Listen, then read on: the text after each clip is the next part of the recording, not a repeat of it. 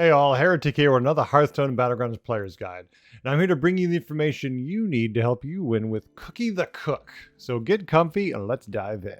First, let's talk about their hero power, Stir the Pot. This costs 0 gold and reads, throw a minion in your pot. When you've gathered 3, discover from their minion types. So what this means is you can definitely target exactly what you want. So if, let's say you're trying to get beasts, and you eat 2 beasts, and the third time you eat a pirate because there's no beasts or anything else you want, you're going to be offered 2 random beasts and a random pirate. It all depends what you're eating and the volume you eat it. If you eat 3 of one, you will get offered 3 from just that one family. It's pretty good.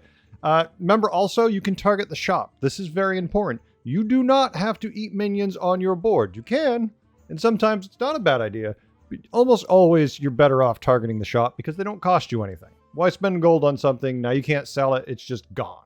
Poof. It's pretty good. Just keep in mind, too, that when there's no minions offered of the tribes you want, what minions are available in the tiers you're at that you could be getting. So if it's tier 2, you target it. In the shop, there's nothing you want, but there's a pirate. You say, okay, well, I could get a free dealing gambler.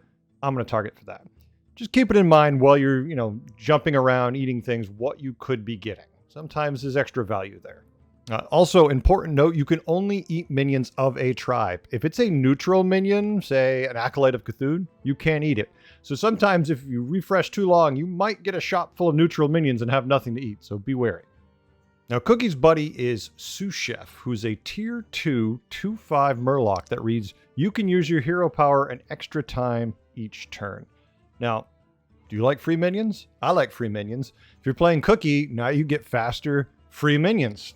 Sounds good to me. Instead of getting a free minion every 3 turns, you're getting a free minion every turn and a half.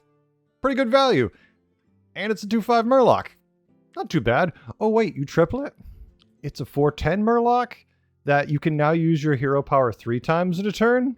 And yeah, that means you're getting a free minion every single turn. Value you just cannot compete with. Very good buddy to triple and keep for a long time. And almost always when I'm playing Cookie, I will use Jeef Curve. You definitely could do Warrior Curve. There's nothing wrong with it, but I like the Jeef Curve better because I'd rather discover minions beyond tier 1 as much as possible. Basic Curve's not bad. It just doesn't work as well for me. Whatever works best for you.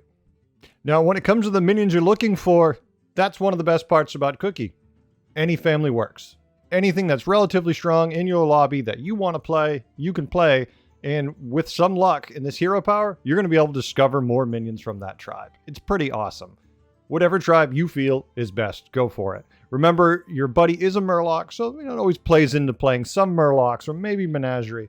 But you don't have to, and if there's no Murlocs in the lobby, you now have an extra tribe that other people don't have available to them, so extra value there. Countering Cookie, that's easy. Typically, they're going to steer into one tribe or Menagerie. If they're steering into one tribe, you counter it the way you'd counter that tribe. That's all you have to do. Don't worry about it too much. They're usually pretty straightforward. They go right down one path, and they do it pretty well. So they're getting free minions from that tribe all the time, so it certainly helps them.